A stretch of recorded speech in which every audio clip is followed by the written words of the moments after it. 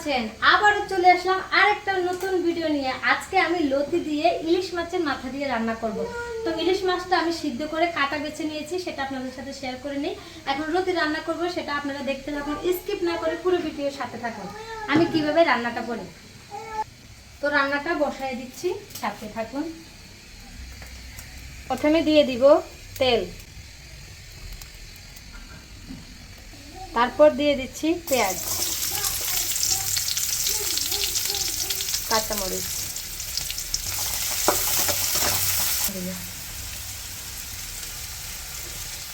রসুন বাটা,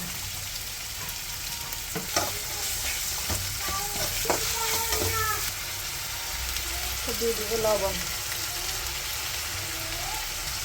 হলুদের গুঁড়ো বলতে, তারপর দিয়ে দিব মরিচের গুঁড়া,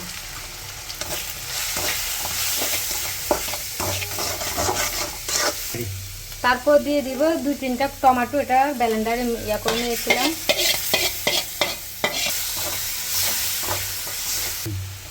মশলাটা ভালো করে কষাই নিব। আসলে এভাবে রুটি রান্না করলে অনেক মজা লাগে, অনেক ভালো লাগে ভাত খেতে।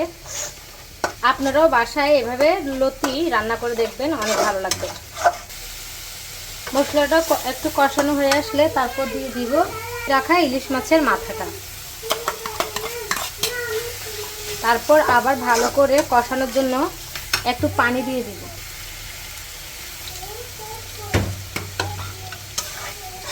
আবার ভালো করে মিক্স করে নিচ্ছি। আর মশলাটা ভালো করে কষানো হোক, এরপর ঢাকনা দিয়ে দিলাম।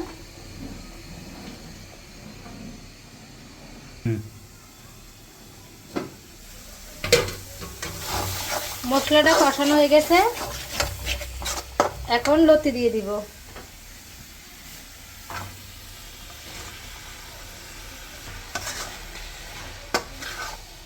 দিব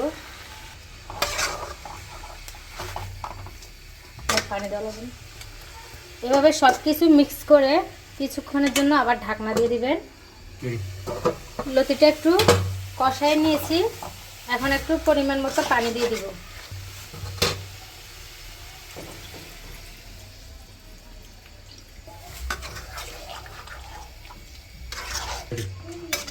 ভালো করে একটু মশলা পানির সাথে মিক্স করে দিলাম।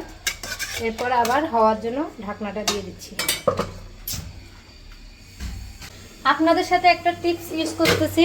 আসলে লতির সাথে যে কোনো টক দেন তাহলে গলা চুলকাবে না। তো আমি এখানে একটু লেবুর রস দিয়ে দিচ্ছি, তাহলে গলাটা চুলকাবে না। এভাবে লতি রান্না করবেন, অনেক মজা লাগবে।